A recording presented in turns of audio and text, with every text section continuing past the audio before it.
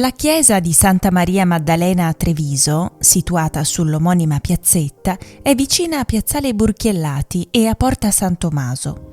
Esternamente la chiesa si presenta con una facciata lineare e chiara, arricchita da lesene e un affresco sopra la porta raffigurante la Santa Patrona in preghiera.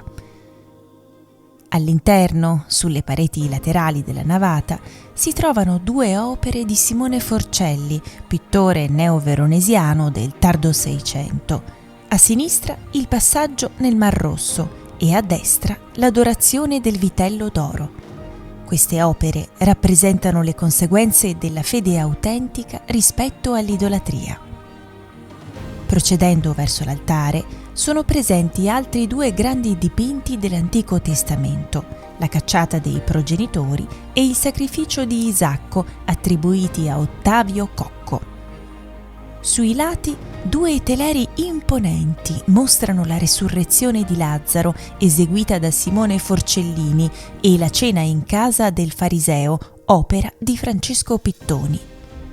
In queste opere le figure femminili hanno caratteristiche iconografiche di Maria Maddalena, come la lunga capigliatura biondo ramata e la veste di colore giallo beige. Al centro della chiesa svetta l'altare maggiore, ornato da due statue settecentesche raffiguranti le virtù teologali, la fede e la speranza. Al centro dell'altare un capolavoro attribuito alla bottega dei Cagliari, la pala del Noli me tangere, che ritrae Cristo e Maria Maddalena stupita alla vista del risorto. Sull'altare a sinistra dell'abside si trova una preziosa pala raffigurante la crocifissione, attribuita alla bottega di Paolo Veronese. Questa opera è caratterizzata da colori vivaci e da un disegno accurato, emersi dopo un recente restauro.